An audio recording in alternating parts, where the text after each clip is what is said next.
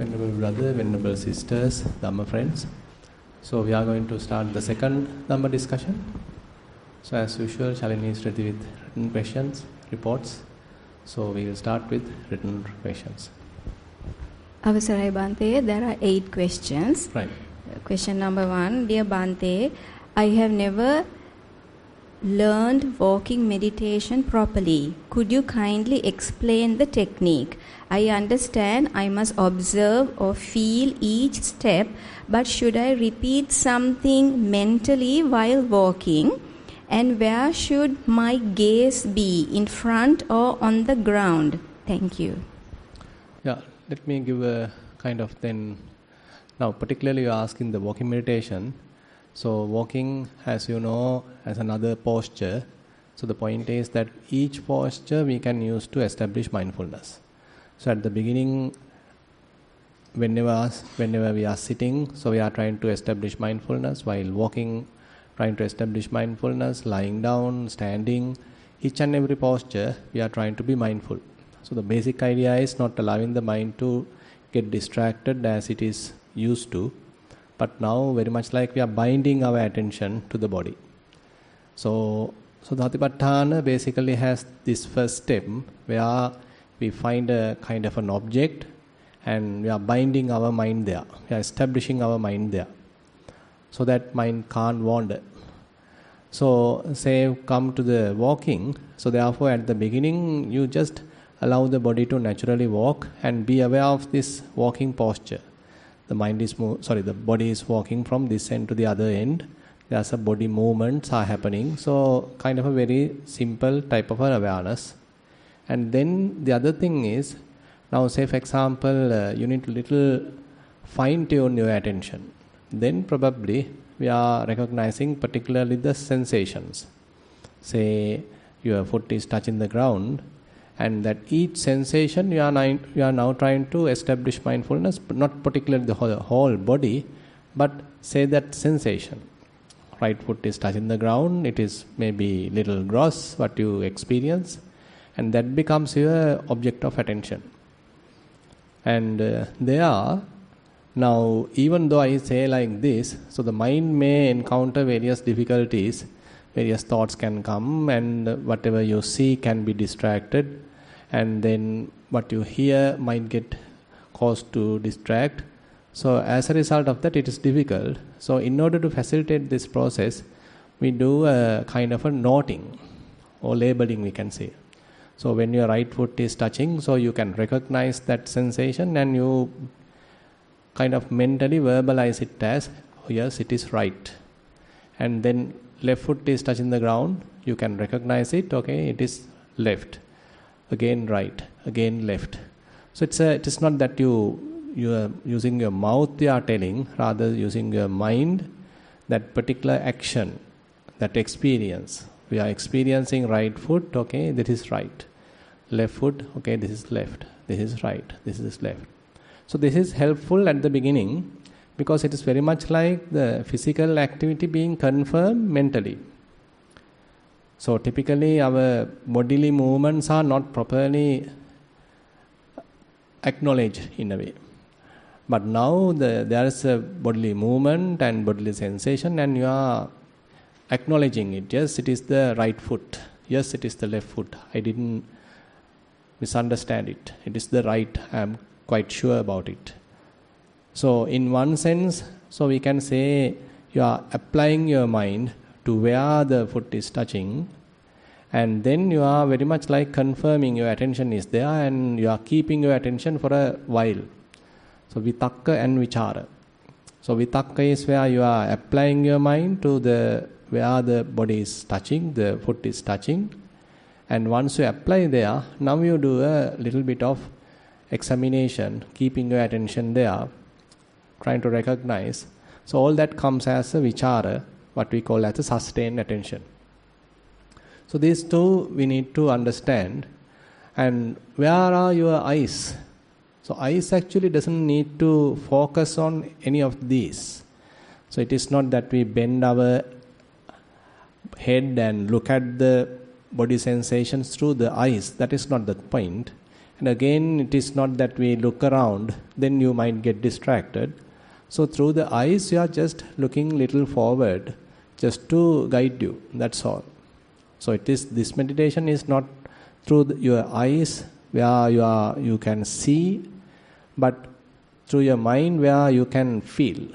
So the sensation, the feeling is where we are giving the prominence. So eyes are merely guide you the path. That's it. So once you reach the end, since your eyes are open, you can know, okay, I am at the end, now I can turn. Then you are coming back. You can reach the other end. You know, okay, now I have reached the other end. So eyes are merely helpful to guide you. That's it. And what is the speed? Natural speed. So you don't need to walk very slowly. You don't need to walk very fast. Just maintain a natural speed. It has to be very relaxed. Now say you are used to walk in a particular manner, particular way, particular style, particular speed. Use the same thing. Only difference is that you are not allowing the mind to get distracted. Each and every step, each and every sensation, you are now trying to be mindful. So that is the additional thing we are doing. So probably once you come to the end, when you are turning, it could be little difficult to maintain mindfulness. Probably once you are getting this practice, you might understand, okay, now I can walk step after step, step by step. I can able to establish mindfulness now, but still during the turning time, I am losing my attention. Possible. So one technique, one method to overcome it is that once you reach the end, so don't immediately turn, just stand. So you are walking and now you come to a standstill position and you do a kind of, if you want, you can do a kind of a body scanning. So how the body is now positioned. Previously it is in the walking posture, now it is in the standstill posture, and how the body is positioned. You can keep your attention in that standing posture. And then mindfully turn back, and there also you maintain mindfulness. And don't immediately come back, again come to the standing posture, again establish mindfulness in the standing posture, and then come back. So this way you are very much like employing, I can say, 3 different postures. Walking posture, standing posture, turning posture. All 3 postures are there in this process, not merely the walking. So other than that, so technically, now when we are doing this kind of a process or with this kind of an exercise, so one thing is that your foot is touching the ground. There you are locating your attention, you are positioning your attention, aiming your attention. So that is correct. Aiming is very important thing in our practice. You need to properly aim our attention. So even though we feel it is easy, but sometimes our aiming is not correct. So it will take some time for you to collect your full attention because mind get distracted. So the mind has to be slowly collected. So that collected mind has to be exactly focused on where it is touching. So it will take some time for you to succeed in this. So that's why the collecting is there. And again, properly aiming is there. And then proper synchronization is also there, because now suppose that your foot is touching the ground. So at that time, if you are not yet place your attention, then you are too late. So once you are there, your foot already has come into the next stage. You have missed that touching place, touching part. So therefore, so the bodily movement, that touching sensation particularly, has to be well synchronized with your proper aiming. So aiming has to be fairly precise, and it also has to happen when the foot is touching the ground. So timing is also important. So all these things to happen properly, it will take some time. So this is the kind of technical stuff behind the process. So when you succeed in this, so then you may understand, okay, now from this end to the other end, I can mindfully walk. Mind does not get distracted.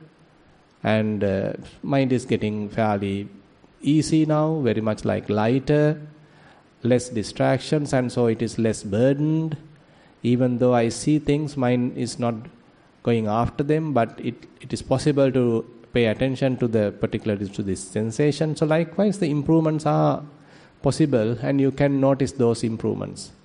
And as you continue, you may feel further and further calming down of thinking, less thinking now. So at the beginning, don't pay attention to thinking, because let the mind think, doesn't matter. But as much as possible, you be with the body, be with this touching sensation. It will slowly reduce the thinking. Naturally, it will happen. You don't need to worry about it. Let the mind think, but you pay attention to the sensation slowly, slowly. The more you pay attention, more you are successful onto these sensations, so the mind stops thinking. Ultimately, you come to a stage, no thoughts at all. So you can come to that. Anything like to know? Are you clear about it? Yeah, okay, fine.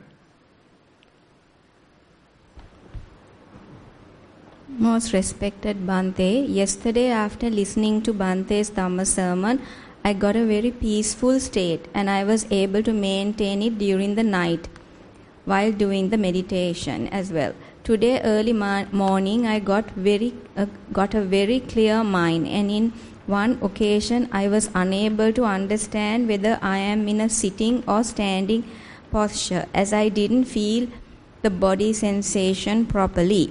Today during the guided meditation time I had a peaceful state in the first 30 minutes. After that, continuously thoughts came to my mind, but cannot remember them at the end. Most of the time under the retreat environment I am familiar to stay with less thoughts, and it is easy to maintain while opening the eyes. However, still improving the sitting meditation is challenging to me. Dear Bhante, please advise. Can you last statement? However, still improving the sitting meditation, in the process of improving the sitting meditation, which is challenging to me. Dear Bhante, please advise. So what is the challenge? May I know who has written it? Yes? So what's the challenge now? So sitting, what are you doing now while sitting?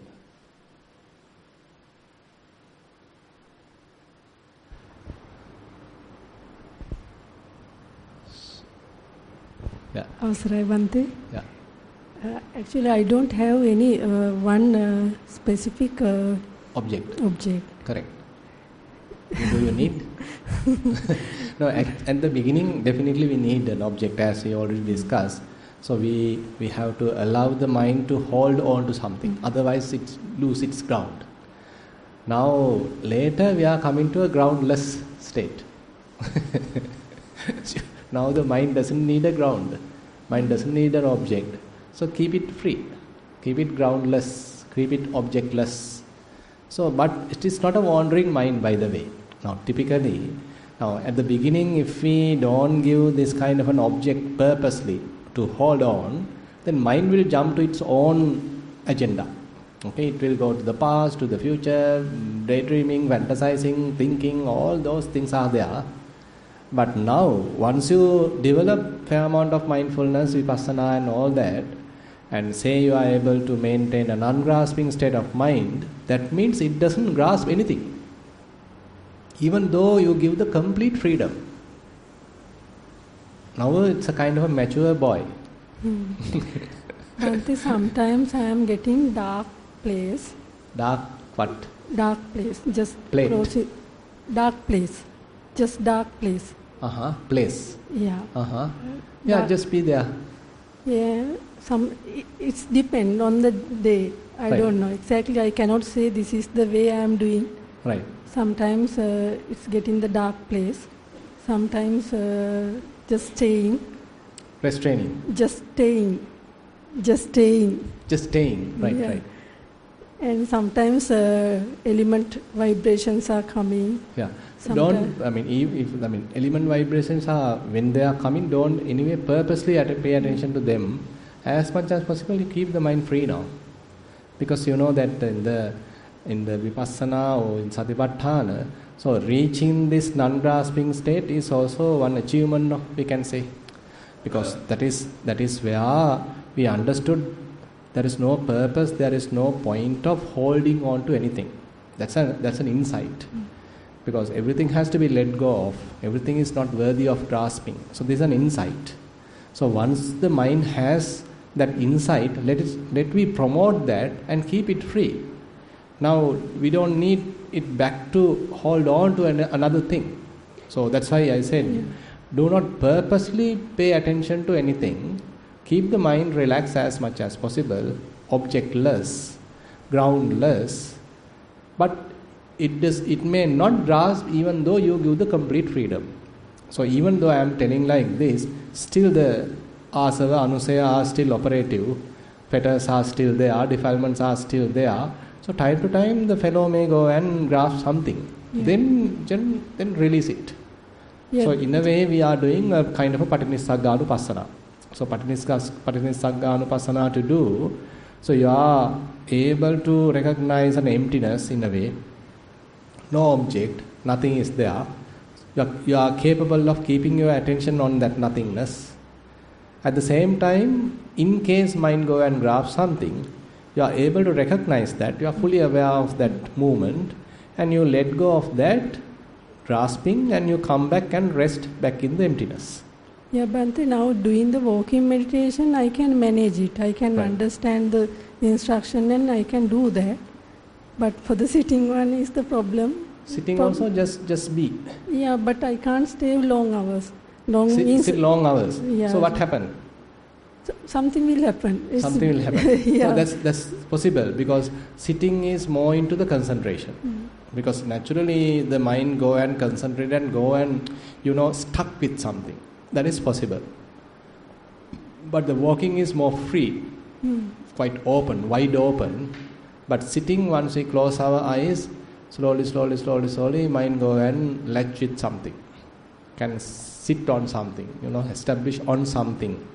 If it happened, then you have to release it. So it's a very, very delicate balance actually.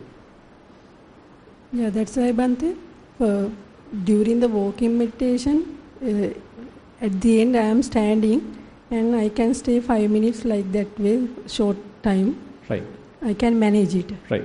But during the sitting meditation, that is the problem. That's why I say. In the sitting also be just relax and keep the mind. Now say you are coming from walking, not giving any object, you are mindful and you sit, and once you sit, no any grasping right now, okay, just keep it as it is and see what the mind is doing. Yeah. So it is not that you do anything, you allow mind the freedom, give the freedom to the mind and see what it is doing. Accordingly you adjust it, isn't it? So previously we were managing, we were sort of controlling it in a way. But now we are not doing any controlling, rather complete freedom is given and see how the fellow is behaving in a way. Yeah, that is the way today also I did. For the entire 1 hour, 20 minutes, it's all right. Right. Peacefully stay. After that, little bit pain also came from my legs. After that, thoughts came. And that's a good thing. Now, if thoughts are coming, that indicates some kind of a little bit of a defilements are there. You know that the thoughts are coming either to indicate certain amount of restlessness is there. Yeah, maybe I little agitation it. is there, and maybe certain grudges or any kind of that certain incidents have happened. Those are recorded, those were registered in the mind. Now the mind is releasing it through the means of thoughts. And the other hand, the thoughts internally have a sense of I, so promoting an I, presence of an I. So that is also something you can recognize. So having thoughts, you need to take as a kind of an advantage now, not looking at it as a kind of a bad thing, rather helping me further to untangle. Yeah, continuously came thoughts. Right. I observe that one. Right. Then what is the thing I want to do? No, let them go. You have nothing to do. Let them naturally cease, by the way. Do not purposely, forcefully suppress. Let them naturally cease. Let them come, let them be, let them go. Yeah, I can't remember also after that. No need to. No need to. You don't need to register any thoughts because they are visitors, no? So we just notice them and they will go, and we don't need to. I mean, in case if you want to now say certain thoughts are coming, same type of thoughts maybe. If in case such thing is possible to recognize, then try to recognize. Okay, what is the little content in it? What they are trying to do? What they are trying to confirm? Are they trying to promote me? Are they trying to praise me? Praise a person? So those are the typical thoughts available. I mean, it is not, easy to understand lustful thoughts, angry thoughts, those are easy to understand. But some other thoughts can have I in it, a person in it, confirming I, confirming a person. So that is little bit difficult to understand, very subtle. And if you are able to understand that, then I am kind of disowning them. I don't need this. I am not confirming them. I am not promoting them. Something like that. Yeah, during the day-to-day life, when thoughts are coming, I can understand how mind making happen. But I didn't try properly in the sitting meditation. Sitting concentration side is the thing that you need to balance. I'm not sure whether I'm going for a concentration also. I'm very mindfully staying, but I'm not sure what is the thing going here. I'll try and see. Much better. Try and see. Okay. Dear Bhante, yesterday after going home, also I tried to maintain the sil, especially Vikala Bhojana Shikshapadaya. Bhante, please explain Kitagiri Sutta, explaining the benefits of Vikala Bhojana Shikshapadaya. Want to pass merits to others who are organizing this wonderful treat. I still wonder why I can't observe Atasil every day. It's up to you basically. So Kitagiri Sutta is one interesting sutta where once Buddha arrived the area called Kitagiri, that he already established this particular precept where monks are requested to refrain from eating afternoon, night including. So, but certain monks who are dwelling in the Kitagiri, so once the message was given to them that Buddha has established this kind of a precept that you need to adhere to that, so they deny it. They don't want to adhere to it.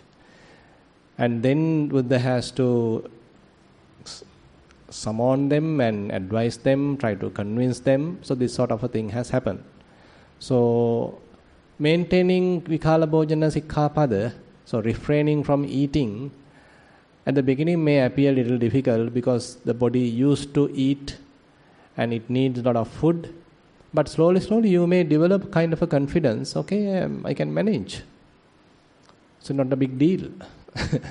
Probably you can take a gilampasa, maybe say some fruit juice, so those are allowed, and maybe a little bit of ghee, and say pure Ceylon tea, that's also allowed. If necessary, maybe a coffee, but coffee is too much with caffeine and that might agitate the mind. It has certain, because you know that you are drinking coffee to the empty stomach, so it may be making little adverse effects. It happened to me, so I am not ever taking coffee now. So tea is fine, and drink enough water, and it's not a big thing now. So I don't know. I mean, it is sometimes it is not really the body asking the food, but the mind is asking food. So once you eat just before the afternoon, before 12 noon, so after noon you can have some soft drink, juice or something like that, and then you can survive with a lot of water maybe, and next day morning you can have a good breakfast. So this is actually, I find quite conducive and helping to sort of have a fairly healthy body. So those are the benefits actually Buddha pointing out in the Kitagiri Sutta also. It is making the body more lighter, not heavy, and you don't feel lethargic, instead you feel more active. And the body is also more functioning. Actually I am taking 2 meals, breakfast and the lunch, but there are monks who are taking only 1 meal. So that is also something that many monks are doing. It's just 1 meal. So that is also sometimes you can try, but I don't encourage. So having kind of a balanced breakfast and the lunch may be adequate. That's what I feel now almost like 17 years was able to do it. But there are other issues like now if you are not taking say other things like milk, fish, eggs, meat, all that, then you have to look after another area whether you are getting enough calcium and all that you have to separately address. But it is not a must. So Buddha haven't particularly mentioned to you to be a vegetarian in case you are getting, so it's not a big deal. It's up to you. If you want to be a vegetarian, that's also welcome, no problem. But you need to be a little careful about your nutrition. But I found that the 2 meals per day is possible. But the other thing is, if you are a person who is you are doing a lot of hard work. Say now we as monks during the daytime, say the hard work comes maybe through the mentally, maybe preaching, talking and all that, but not much into the hard work per se using the body. So if you are into more of hard work using your body, then you need to be little careful in that. So because you are spending a lot of energy, many calories are burnt. So that is one area to be concerned. And again, if you are a person who is spending a lot of brain power, that also another area to be careful. Because if you are able to manage it properly, mindfully, then you can manage. Otherwise, if you are fully consumed by your task, your work, it may require a fair amount of food. Even though you are not bodily doing some hard work, but mentally you are fully involved, fully stressed up, fully consumed by the task given, then it needs a lot of food. Because you are mentally strained. So that's another area to think. So it depends on your lifestyle. Yeah. Bhante, is it a karma patha if you don't like what? Stick to the precept? Yes. Actually this now when come to the Buddha's precepts, they are broadly divided into 2 areas called Lokavajja and Panyati Vajja. Lokavajja means that even the whole world accept it as a bad thing. Say for example, killing for example. So killing is a Lokavajja. So it's a conventionally and it makes a Kammapatha, and killing involves a lot of bad thoughts, anger and all that. So intentional killing will produce bad results. Lokavajja.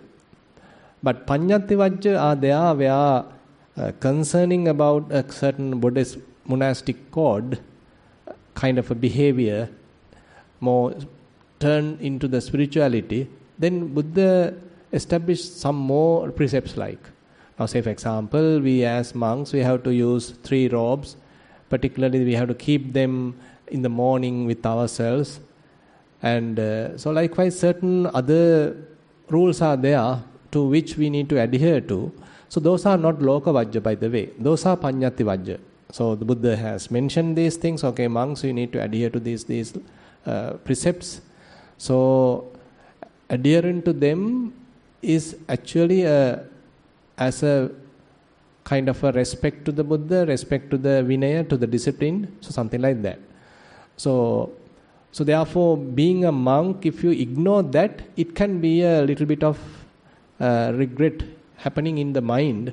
So I am not up to the standard, I am not up to the Buddhist monastic code. So Buddha has established that, I vowed to obey to that, but I am not doing it. So it can produce bad certain kind of a regret in the mind, so it can negatively affect the meditation and our spiritual growth.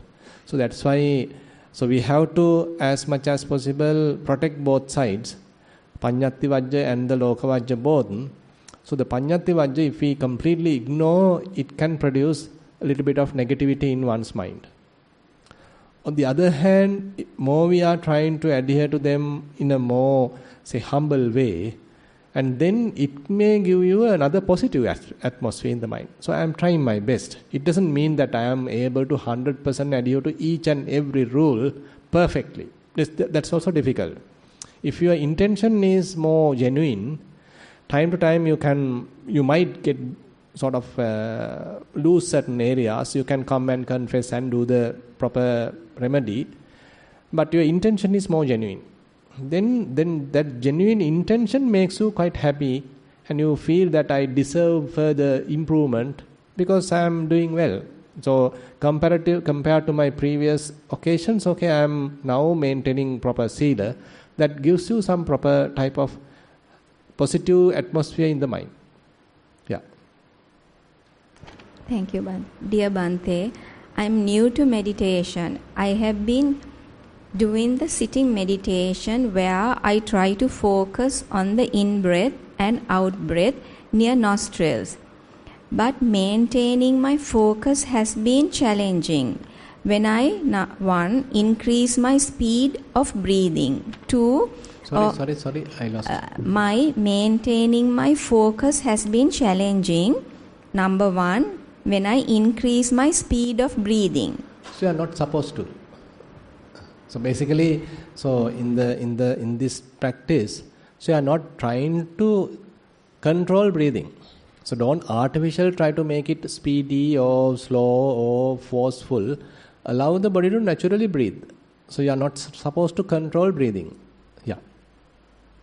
Number 2, or give a task like I will follow 10 breaths. I seem to be more focused. Would it be okay to slightly adopt to that until I get used to the task? Yeah, that's fine. So say, if you feel that I need to continuously pay attention to breathing, that will be a burden to the mind, is too much. Okay, you are giving a little task. Okay, you just have to look at 10 breaths. Fine. Just 10, no? That's enough. So once you've done that, okay, another 10. So likewise, you are training a little child, a little task one at a time.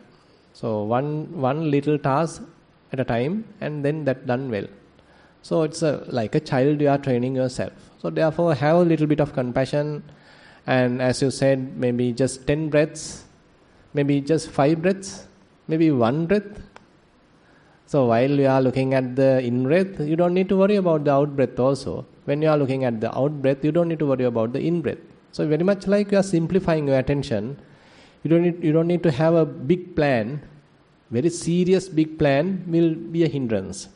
Very relaxed, quiet. And currently I know only just in-breath. Because right now, if it is happening only the in-breath, you know only that. And it has gone. Now it is happening the out-breath, I know only out-breath. That's it. So likewise, the kind of a simplifying process. So if you are trying to look at a very big picture, it is a burden to the mind, definitely. Yeah, and again the other thing, probably if you want to have numbering, counting, that is also possible. Say, if you like to count, say 10, say in breath, out breath 1.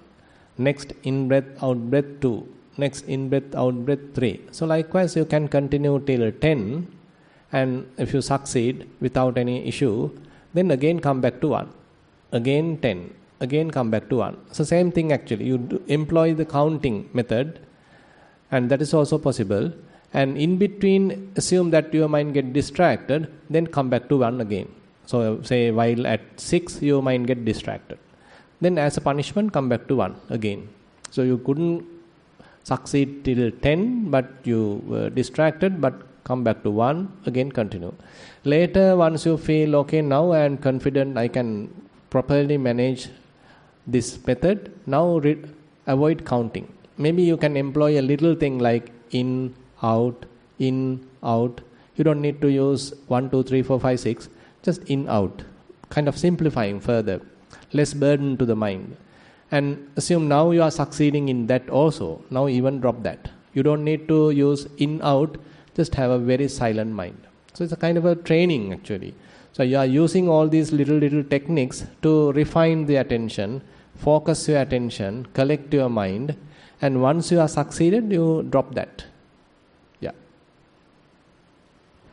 Dear Bhante, at home when thoughts come doing walking meditation, what are we supposed to do? All the time can't ignore thoughts, cause have to deal with the day-to-day life activities also. So one thing is, while walking, some very bright ideas can come. Probably you can have a note also. Just quickly write it down and forget it.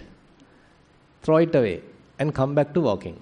Because the thing is, your mind is relaxing and it's very brighter, and quickly an answer can come to a burning problem. That is possible actually, not a bad thing. But don't harbor that again and again. Don't think that again and again. Then you are not doing walking meditation. But if you feel it's something that I was thinking for a long time and this is the best solution, okay, write it down, forget it, come back to walking, continue. In a way that the mind, the silent mind is a wise mind. A fairly silent, calm, peaceful mind is a wise mind. It can have instantaneous solutions. So therefore, in case many thoughts are coming, and paying attention to the body is the best solution. Because you can't challenge the thoughts yet, because you are still weak.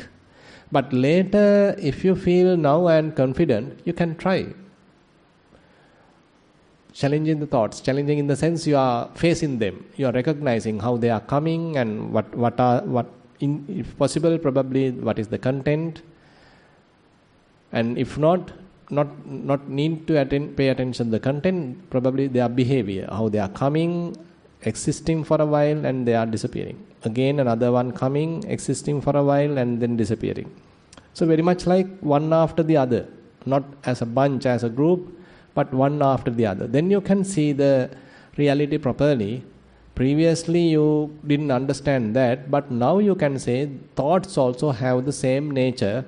Uppado panyayati, vayo panyayati, titassanyadattam panyayati. You can recognize the beginning, you can recognize an end. In between there is a constant change. That's it. Whatever the thought, this is the characteristic, this is the behavior, this is the property. Yeah. Venerable Bhante, sitting meditation. After the disappearance of the breath, I note the touch points. Yesterday, instead of identifying the hardness of the touch points, the mind naturally wanted to identify those as feelings, Vedana.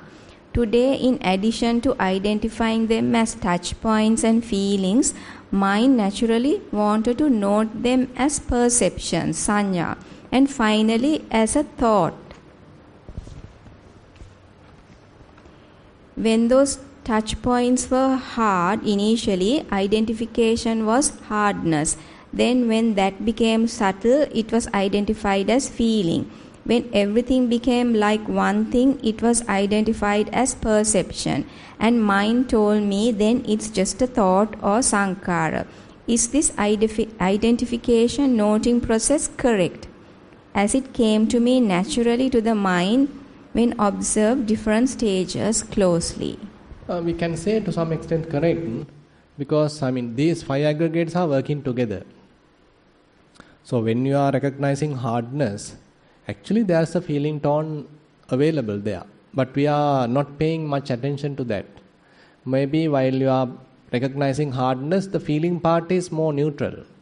You know that there are particularly 3 types of feelings: pleasurable, painful and neutral. So while you are experiencing hardness, that we can say in the Rupakkhanda, the form aggregate, the feeling part is a neutral feeling. So if you want, you can come to the neutral feeling and recognize the neutral feeling. And how are you recognizing it as a neutral feeling? That means there's a perception in you telling it is neutral feeling. Because you have some previous experience about pleasurable feelings, previous experience about painful feelings, previous experience about neutral feelings, compared to that already available data, current feeling you recognize as a neutral feeling. So this recognition part is actually the third aggregate, what we call the perception aggregate, the sanya khanda. And probably at that time, is there a thought? That's what you need to know. If there is a thought, you can recognize that as a sankhara khanda. So you can have, by the way, a very silent mind. It is not necessary to have a kind of a very gross kind of a thought. There are instances, thoughtless moments. At that moment, you might not be able to find out a huge kind of a chetana, a volition, a thought, but some little sankharas are there, some subtle sankharas are there. But here, still we are talking some gross kind of a thought. If it is available, you can recognize that as well. But sankharas are reducing anyway. As you continue, your sankharas are refining. You might not get many thoughts, many gross kind of thoughts. Thoughts are also reducing, calming, relaxing. You may reach even a thoughtless region. Yeah. So anyway, I mean, if you are recognizing these different stages, let it happen. You don't need to discourage it, because now mind is more vigilant in a way, more investigative. That's not a bad thing. Yeah. To the body also we called Panchaskandha, maybe because there are 5 faculties, ayatanas. Then for 5 aggregates also we called Panchaskandha. I understand that there is a link, but I think it's not the same. What is the reason for using the same word for both? No, that's wrong actually. That is a typical way of people are using, but proper correct usage is Panchaskandha. The 5 aggregates are one part only have the matter, the physical aggregate. All 4 others are mental actually. Feelings, perceptions, formations, consciousness, all are into the formless kind of aggregates. But when we are talking about the ayatana, the 5 ayatanas are there, sense bases are there, which are the form type of the physical kind of ayatana. Only one is into the mental. The eye, ear, nose, tongue, body are the physical ayatana, sense bases. In the mind, only the mental, that means non-physical kind of an ayatana. Actually, these are 2 different ways of teaching. Now, certain people, the body is more prominent. That is where their Sakkaya Ditthi is more prominent, more into the body. So, therefore, Buddha wants to give a more detailed analysis to the body. So there he is giving the ayatana. Eye base, ear base, nose base, tongue base, body base, and corresponding their outside object, the visuals, odor, the sounds, smells, taste, tangibles. So all are physical. Then only one is given to the mental side, mind and the mind objects. But there are many people who are more into the mind. So the problem about the body is they can handle. They can understand, okay, there is no person here. But mentally still someone is there.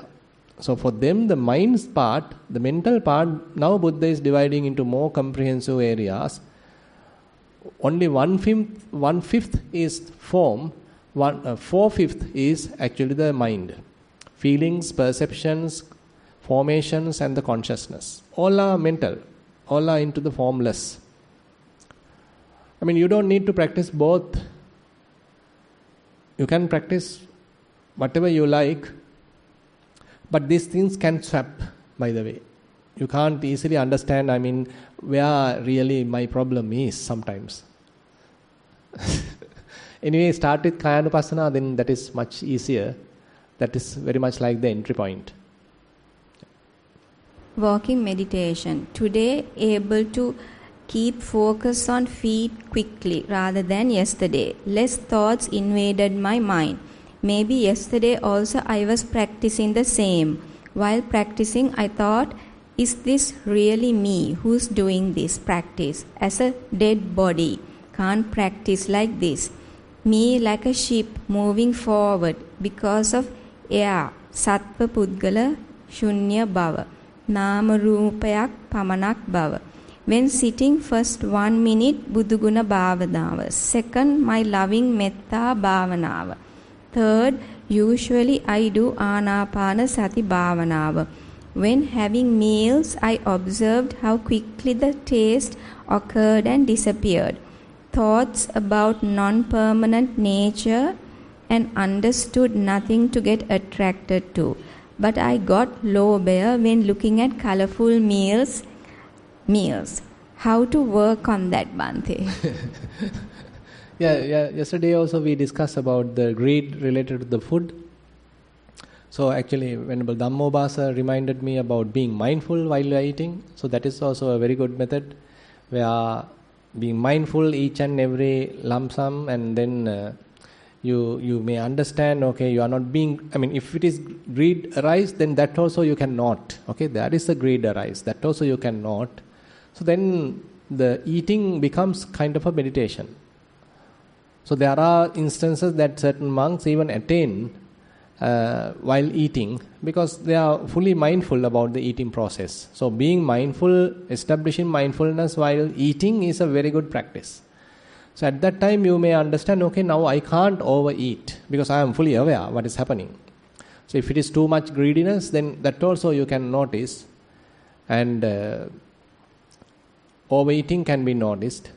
So likewise, all these unnecessary type of defilements you can recognize and overcome them, abandon them, and you can eat, because the body requires certain amount of food, and you can recognize what are the things happening right now, so you can be with the process without allowing the mind to get distracted. I think that's the only thing you need to continue. The other things are fine. Anyway, while walking, just pay attention to the walking. So I don't like to recommend while walking you do anapanasati or metta or buddhanusati, but try to do the kayanupassana while walking. That means, as we discussed as the very first question, so then you are more into the vipassana, you are more into the body awareness. So as you develop body awareness, you are naturally get into the elements meditation. Last question, Bhante. Normally when we are getting older and older, our memory is getting poor. It's natural. Therefore, what can we do to protect the memory without losing it, as we can lose the good deeds we did at the last moment? Last statement? At the last moment. No. Before that, the complete statement. Therefore, what can we do to protect the memory without getting without losing the good deeds? Good deeds. Deeds, yes, the good deeds that we have done in our last moments. Yeah, actually, so there are two approaches. So one approach is that you are used to, that pimpota kiyono, that you record all the good deeds what you have done, and then you are reading it as much as possible, and you are very much like happy about your task, what you have done. But that is a kind of a mundane path. But when you are into Vipassana, more into the Satipatthana, you are not going in that path. So this complete wandering in samsara is something now you want to overcome.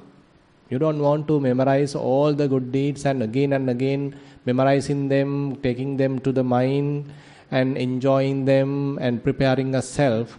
So that is an old habit in a way.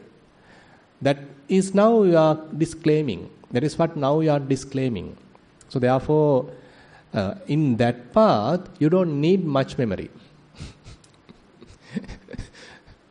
So memory, in one sense, helping us to create a self. But when we lose that unnecessary memory, you are just living in the present moment more. It doesn't mean that you forget about who you are and your responsibilities and who your mother, father. It's not. You have the common sense. You are maintaining the common sense. And you may do some kind of a planning as well, but not burdening yourself. not too much filling your mind with lot of information, lot of data. As much as possible, emptying the mind, maintaining a very relaxed mind, very lighter mind, empty mind. So in that level, you may understand, okay, no need to have too much of memory. It doesn't mean that you are losing the memory. Maybe that is also possible. I am not saying no, it is also possible, because once you are into that track, mind naturally start dropping things. It doesn't want to hold things. Mind will drop things. Even though you want to hold, mind doesn't want to. Mind prefers the lighter type of existence, so it may drop things. So when you are in that, actually the memorizing becomes really a burden. So it happens as a natural fact. Now say for example, you are a practitioner and still you are a student. You want to study, you want to memorize. Quite challenging. Because mind doesn't want to hold things, but the exam wants you to memorize many things. But what you need to memorize also utter garbage, very difficult. But maybe Dhamma, naturally you might memorize. That's another beautiful thing. That means, say, what is related to your practice may be naturally being stored in your mind. If you have more interest about that spiritual path, they being stored, but all other, nonsense, all dropped. So therefore, two answers I have to give you. If you want to be a person, an individual with lot of merit to continue the samsara, yes, you need lot of merit. You need lot of memory. Read the book, My Pimpota. That's one path. But if you want to end it, that's another path. That's what Buddha mentioned. So you know that in the Buddha didn't, he actually showed this mundane path as well, but he is more into the other side. He doesn't, that's why while Buddha continuing his endeavor to be the Buddha, Mara came and challenged him. You can read the Padhana Sutta. There the Mara came and challenged him, telling, okay, you are striving this hard. So why don't you give it up and do some merit? you are still well to do, accumulate some merit, and this merit is quite helpful for you to continue in this samsara without much trouble. And then Buddha said, no, I have enough merit. I have enough merit. Now I am trying to escape from this. So it's a different path actually. So majority of people now, that's why they enjoy the typical pinkama. They are more into that pinkam, more ceremonies, and enjoying that. That is also have some value. But the Noble Eightfold Path is what Buddha recommends to overcome karma, cease the karma. Cessation of karma is possible through Noble Eightfold Path. So therefore, Buddha's finding his solution is the Noble Eightfold Path. So when you are developing that, so it's a more supramundane side, where you are penetrating the self, penetrating this ignorant self. So we are holding, we are indulging, we are being fooled. So that is actually the Buddha's real teaching. So that's what we need to promote, rather than simply, encouraging that typical pinkang. So that's why I have to give two solutions. So it's up to you to select which solution you need to follow. I am not against the pinkam also. So time to time, anyway, you come to Nissarana, offer some dana. Not a bad thing. But don't again and again think about it and make a person. Once you are done that, well done. That's it.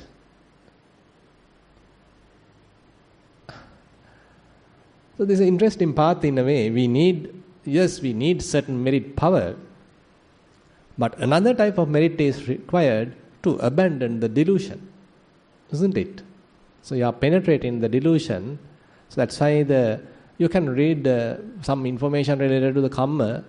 So this interesting finding of the Buddha is how to cease the karma, how to abandon karma. That is through the Noble Eightfold Path. That is, I can't remember the name of the sutta. He particularly mentioned Noble Eightfold Path is the way to cease karma. Kamma Nirodha Gamini Patipada. I think it's in the Nibbedika Sutta, Anguttara Nikaya Chakkanipada, Nibbedika Sutta. A fairly comprehensive explanations are there in different areas. With respect to karma, you can read what Buddha has mentioned. The path to cessation of karma is nothing but the Noble Eightfold Path. So more you develop Noble Eightfold Path, you may understand, okay, I am going in a different path now. Even though you are a good person, even though you do a lot of good activities, you don't want to hold it as a person. You don't want to enjoy it as a person. Once it is done, you are done. I don't want to memorize it. You prefer keeping the mind more empty, more relaxed, more calm, more clear, unburdened, not even having a person. It's an enjoyable path. Don't think it's a being a zombie, something like that. But it's a more enjoyable path. Right. So that's all we have received. So anything else you like to add or ask, discuss?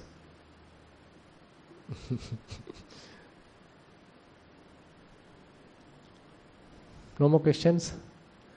Okay. All are like stuck. Maybe you are hot, feeling hot.